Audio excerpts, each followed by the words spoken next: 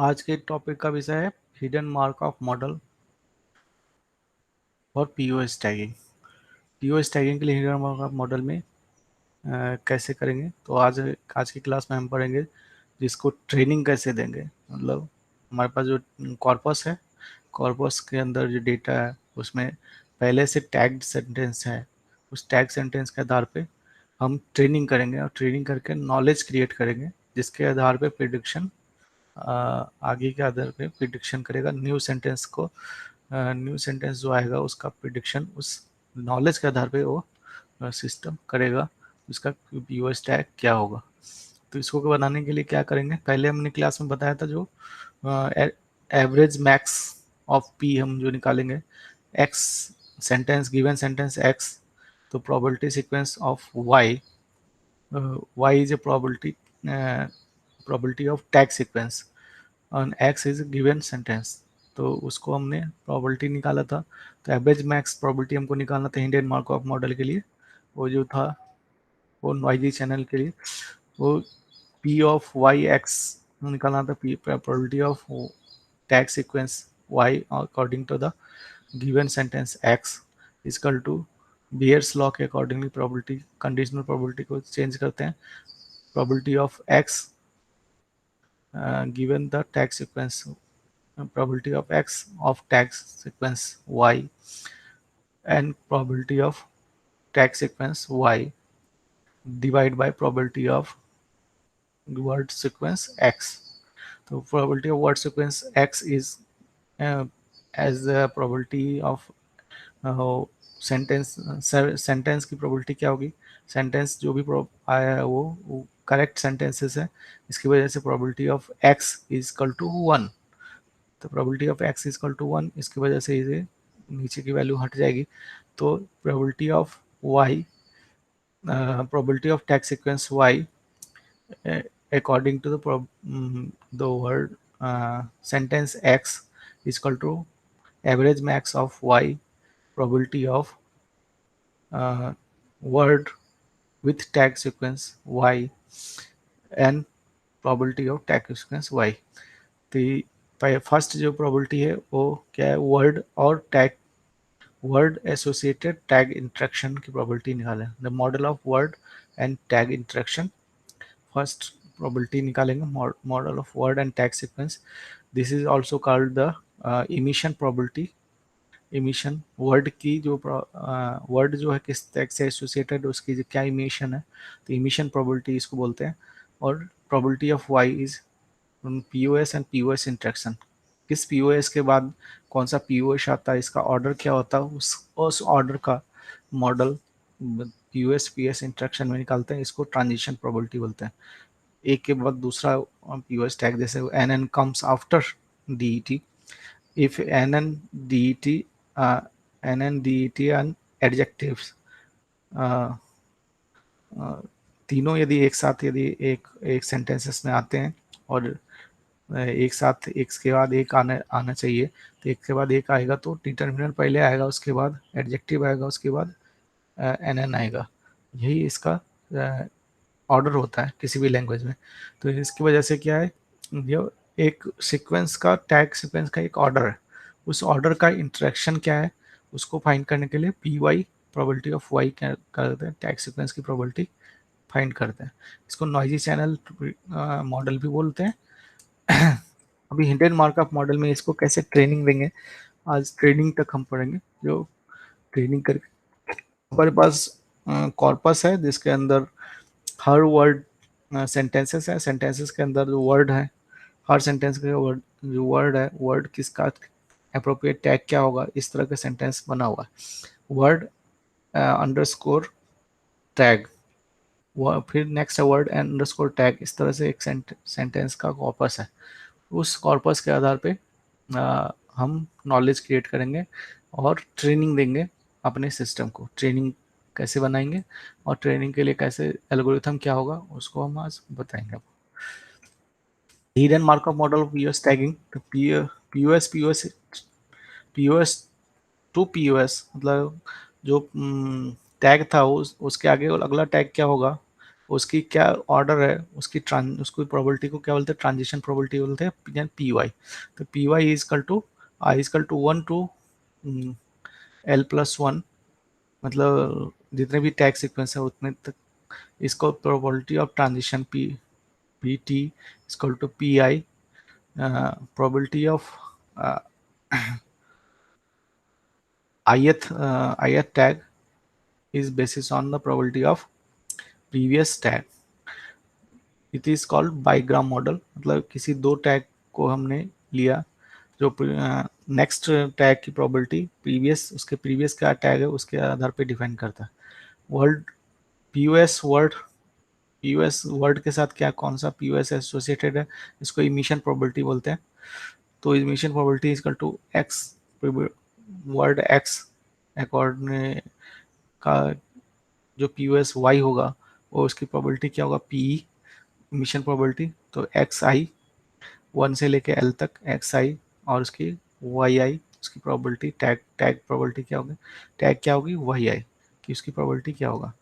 तो अब ये पूरा ना जो हमने सेंटेंस देखा था उसमें पहला स्टार्टिंग एस सेंटेंसेस है, उसके बाद natural language processing is field of computer science. तो इसमें जे पहले था, एन था, मतलब इसका अप्रोप्रिएट टैगिंग ये होगा, नेचुरल लैंग्वेज, नेचुरल का जे होगा, लैंग्वेज का एन होगा, प्रोसेसिंग का एन होगा, और एल आर बी होगा, फिर एन एन होगा, फिर एल आर बी होगा, और उसके आगे ऑफ कंप्यूटर साइंस जो हमने पहले क्लास में बताया था, फर्स्ट ऊपर की स्लाइड्स में बताया था, तो उसके अनुसार सीक्वेंस ये होगा, ये टैग सीक्वेंस है। तो पीटी क्या होगा, पीटी जे यदि है, J probability of J at starting position, probability of J according to previous tag. तो जे की प्रोबेबिलिटी एस स्टार्टिंग पोजीशन पे डिपेंड करेगा, फिर एन की प्रोबेबिलिटी जे पे डिपेंड करेगा। तो एन की probability of N if the previous tag is JJ, probability of NN if previous tag is NN, probability of RAB if previous tag is NN, probability of NN if previous tag is LRB। इस तरह से हर की probability निकालेंगे और इसको multiply करेंगे, तो ये प्रोबेबिलिटी ऑफ ट्रांजिशन प्रोबेबिलिटी हम इस सेंटेंस की कैलकुलेट कर सकते हैं। इसी तरह से इमिशन प्रोबेबिलिटी कैसे कैलकुलेट करेंगे, तो M P is equal to first word था नेचुरल, नेचुरल की प्रोबेबिलिटी क्या, जे तो नेचुरल वर्ड की प्रोबेबिलिटी इज जे हम कैलकुलेट करेंगे। फिर probability of language is N, probability of language N होने की प्रोबेबिलिटी क्या है, प्रोबेबिलिटी ऑफ प्रोसेसिंग उसकी एन होने की प्रोबेबिलिटी क्या है, प्रोबेबिलिटी ऑफ ये ब्रैकेट्स आरएलवी होने की प्रोबेबिलिटी क्या है, probability of NLP is NN होने की प्रोबेबिलिटी क्या है। इस तरह से सब हर वर्ड जितने भी हैं इसमें वर्ड आर्ड है सेंटेंस के अंदर, वो उसकी प्रोबेबिलिटी पी निकालेंगे और उसको मल्टीप्लाई कर देंगे, तो ये जो होगा मैक्सिमम प्रोबेबिलिटी निकालेंगे। Learning model, learning Markov model with tags, यदि हम लर्निंग मार्कऑफ मॉडल टैग देख रहे हैं इसको निकालते हैं तो इसका मतलब होता है काउंट करते हैं, count the number of occurrence in the corpus. तो सपोज कि ये कॉर्पस हमारे पास है पहले से टैग्ड कॉर्पस है, टैग्ड कॉर्पस का मतलब नेचुरल लैंग्वेज को जे टैग किया हुआ है, नेचुरल को जे टैग किया हुआ, लैंग्वेज को एन टैग किया हुआ, प्रोसेसिंग को एन टैग किया हुआ, आरएलबी को एन टैग किया हुआ, एनएलपी को एन आर ब्रैकेट्स को एलआरबी को अटैक किया हुआ, एनएलपी को एन टैग किया हुआ, एलआरबी टैग किया, फिर वीवी वीवी, और is computer science, field of computer science, field को एन ऑफ को एन आई एन, और ऑफ कंप्यूटर को एन फिर साइंस को एन और लास्ट सेंटेंस का लास्ट है इसलिए स्लैश एस। तो हम काउंट क्या नहीं करेंगे, जे टू नेच, जे जो है नेचुरल, नेचुरल वर्ड जे के रूप में आया, प्लस काउंट कर दिया, प्लस कर दिया। इसी तरह से काउंट ऑफ एन लैंग्वेज जो है वो एन के रूप में आया इस कॉर्पस में, इसलिए एक काउंटिंग उसके हो गया, एन एल पी एन के रूप में आया, काउंटिंग एक हो गया। इस तरह से और भी सेंटेंसेस होगा, यहाँ पे तो एक ही सेंटेंस है इसलिए इस तरह से और भी सेंटेंसेस होंगे जिसके आधार पे हम ये सारे वर्ड की प्रोबेबिलिटी हम गेट करेंगे, मतलब काउंटिंग गेट करेंगे। इसी तरह से जैसे ट्रांजिशन प्रोबेबिलिटी के लिए एस के बाद जे जे, एस पहले है उसके बाद जे जे है, इस सीक्वेंस, ये सीक्वेंस एक बार मिला इस सेंटेंस के अंदर, इस कॉर्पस के अंदर। इसी तरह से जे जे के बाद एन एन एक बार मिला, फिर एन के बाद एन एन एक बार मिला, एन एन के बाद आर एल बी एक बार मिला, आर एल बी के बाद एन एन एक बार मिला। तो इस तरह से और भी सेंटेंसेस होंगे तो एक से ज़्यादा बार भी मिल सकता है। तो इस तरह की इसकी काउंटिंग हम गेट कर लिए, मतलब दो टैग्स की काउंटिंग गेट कर लिया, जैसे जे जे प्लस एस प्लस जे जे प्लस एन एन, जे जे के बाद एन एन, एन एन के बाद एन एन, एन एन के बाद आर एल बी के बाद एन एन। इस तरह से हम हर वर्ड के सीक्वेंस हम बता के लिए इसको करते हैं। ये ट्रांजिशन प्रोबेबिलिटी में काम आएगा और ये जो है इमिशन प्रोबेबिलिटी में काम आएगा। तो divide context to the probability, context मतलब कितने जे जे कितने हैं, एन एन कितने हैं, यह टेक्स्ट हमने काउंटिंग कर लिया। इसके साथ साथ हम ये भी काउंटिंग करेंगे जो जितने भी टैग्स हैं उसकी कितनी वैल्यू है। तो इसी यदि सपोज सपोज करो मेरे पास कॉर्पस में यही सेंटेंस है, तो सेंटेंस में जे जे की कितने हैं, एन एन कितने हैं, 3 बार है, 1 2 3 4 5 बार है वैसे एक्चुअली। तो आर एल बी और R L B tag N N के पहले होगा, तो probability of R L B before N N is equal to counting of N N R L B, N N के बाद आर एल बी होगा divide by total counting of N N. तो N N की total counting यहाँ पे 3 दिख रहा है, 1 2 3, और N N R L B की काउंटिंग यहाँ पे एन एन और के बाद R L L R B की काउंटिंग जो है 1 दिख रहा था, इसलिए 1/3 इसकी प्रोबेबिलिटी हो गया पी टी। नेचुरल लैंग्वेज की प्रोबेबिलिटी, लैंग्वेज की N N probability, N N होने की प्रोबेबिलिटी क्या होगी, लैंग्वेज के एन एन होने की प्रोबेबिलिटी क्या होगी, एन एन लैंग्वेज के एन एन होने की काउंटिंग, कितनी बार लैंग्वेज जो एन एन के रूप में आया कॉर्पस में, कितनी बार लैंग्वेज एन एन के रूप में आया, उसकी counting divide by total number of N N. तो एन एन की टैग की काउंटिंग कितनी है, तो एन एन टैग की काउंटिंग 3 है, और यहाँ पे लैंग्वेज एक ही बार आया, एक ही सेंटेंस था इसलिए एक ही बार आया, तो इसलिए 1/3 इसकी प्रोबेबिलिटी हो गई।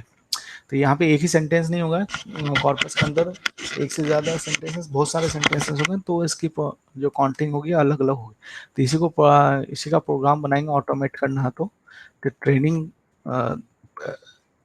जो प्रोबेबिलिटी हमको निकालना पी टी और पी ई, इसकी प्रोबेबिलिटी हमको गेट करना है। तो इसके गेट करने के लिए हम क्या करेंगे, इसके लिए एल्गोरिथम लिखेंगे। हमारे पास इसके लिए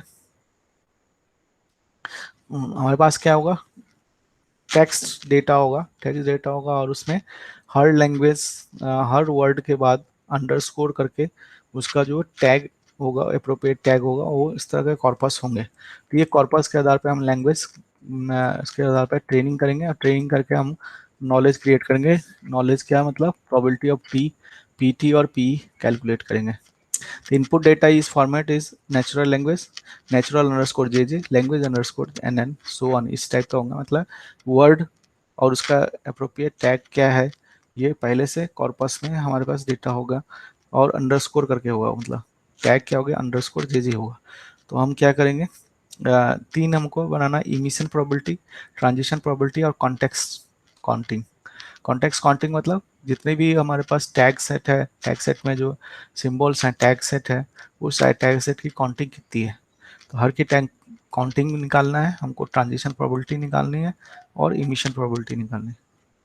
तो हम पहले लाइन इन ए फाइल, मतलब पूरी फाइल को रीड करेंगे, और एक लाइन को ईच लाइन को रीड करेंगे, for each line in A file. एक लाइन रीड किया, तो प्रीवियस टैग क्या होगा, पहले सबसे पहले रीड किया तो प्रीवियस टैग को एस बना लिया, मेक सेंटेंस टू स्टार्ट।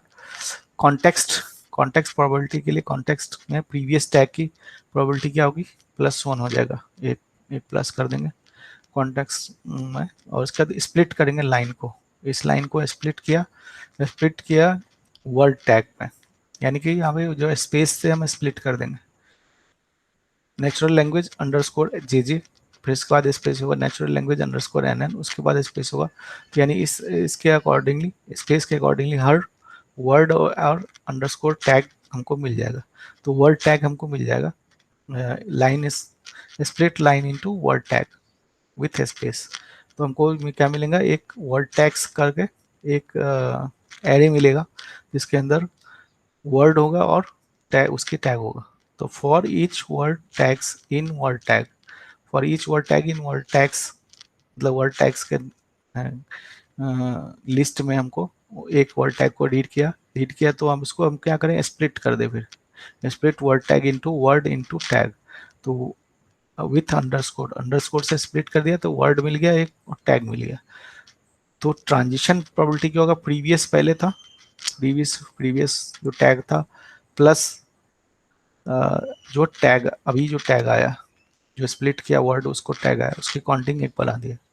फिर कॉन्टेक्स्ट टैग, जो अभी टैग आया उसकी काउंटिंग एक बढ़ा दी। फिर इमिशन प्रोबेबिलिटी, टैग और वर्ड, जो ये टैग था इसका जे टैग था, इसका नेचुरल वर्ड क्या था, जे था। तो जे का नेचुरल का जे का नेचुरल वर्ड का जे टैग होने की काउंटिंग एक बढ़ जाएगी, तो इमिशन प्रोबेबिलिटी निकल आएगी। इस तरह से फिर से प्रीवियस टैग को, प्रीवियस टैग क्या हो गया, अब नेक्स्ट टैग हो गया, मतलब ये जो टैग था दीजिए वो प्रीवियस टैग बन गया। फिर ये तब तक चलता रहेगा जब तक वर्ड टैग आपको का डेटाबेस मिलेगा। सेंटेंस का लास्ट जो होगा, सेंटेंस जब लास्ट में चला जाएगा, कंप्लीट हो जाएगा, तो ये कंप्लीट हो गया ये फॉर लूप। तो उसके ट्रांजिशन प्रोबेबिलिटी में क्या होगा, प्रीवियस प्लस जो प्रीवियस टैग में प्रीवियस वैल्यू होगी वो टैग प्लस लास्ट टैग क्या होगी, ये हमेशा स्टार्टिंग टैग हो गया पहले, तो प्रीवियस लास्ट टैग क्या हो गया, स्टॉपिंग टैग हो गया। इसकी ट्रांजिशन प्रोबेबिलिटी +1 हो जाएगा। तो ये आपको 3 वैल्यू हमको मिल जाएंगे, कॉन्टेक्स्ट प्रोबेबिलिटी, टैग की कॉन्टेक्स्ट प्रोबेबिलिटी, ट्रांजिशन प्रोबेबिलिटी यानी टैग प्रीवियस टैग और नेक्स्ट टैग की प्रोबेबिलिटी, और emission probability, word associated with tag की क्या काउंटिंग हो, ये हमको 3 डेटाबेस मिल जाएंगे।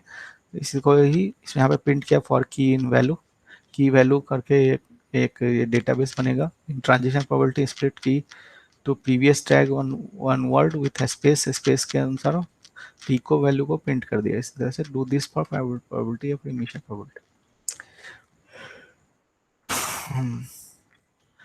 अब ये प्रॉब्लम ये आएगी जब कभी वही ऐसा वर्ड आया जिसकी जो कभी भी हमको टैग कॉर्पस के अंदर वो टैग वर्ड था ही नहीं, तो हमारे पास जब हम उस वर्ड की काउंटिंग करेंगे, उस वर्ड की टैग के साथ जो काउंटिंग होगा वो 0 मिलेगा। तो ऊपर में वर्ड एसोसिएटेड विथ टैग कभी मिला ही नहीं, मतलब अननोन वर्ड यदि दिया है तो वर्ड एसोसिएटेड विथ टैग की काउंटिंग क्या होगी, 0 होगी। 0 होने की वजह से 0 डिवाइड बाय वर्ड टैग, उस पर particular tag.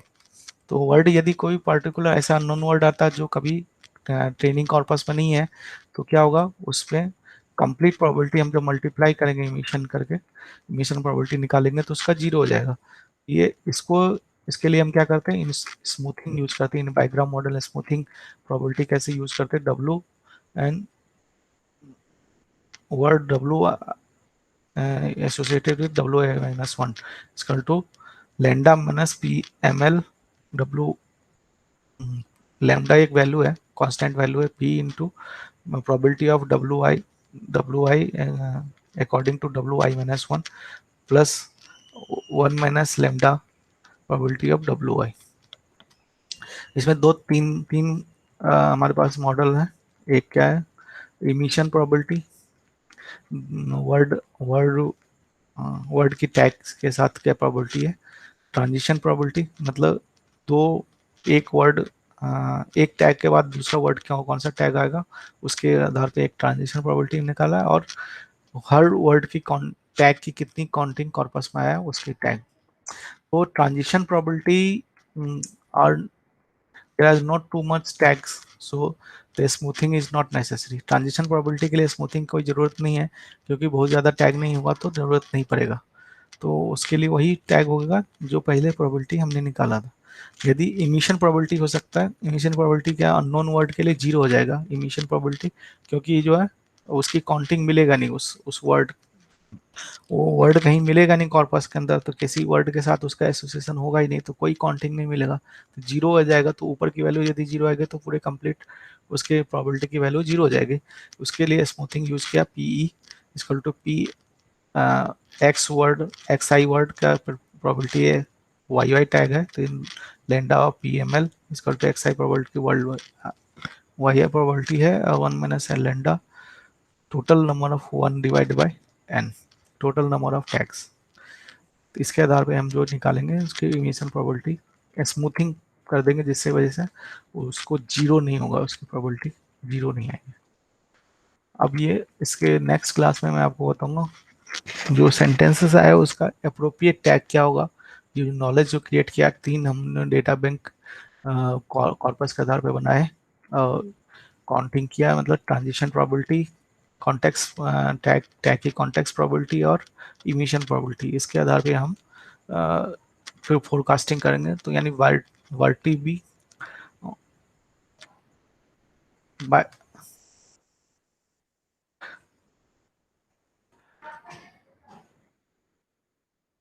वाइटर we algorithm use करेंगे। वाइटर वी एल्गोरिथम जो है मोस्ट लाइकलीहुड सीक्वेंस को फाइंड करने के लिए यूज करते हैं, और मोस्ट लाइकलीहुड सीक्वेंस क्या होगा उसको फाइंड करने के लिए वाइटर वी एल्गोरिथम को यूज करके, थ्योरम का यूज करके हम मोस्ट प्रोबेबल सीक्वेंस को फाइंड करेंगे। तो नेक्स्ट क्लास में आपको ये बताऊंगा मैं। के लिए इतना ही।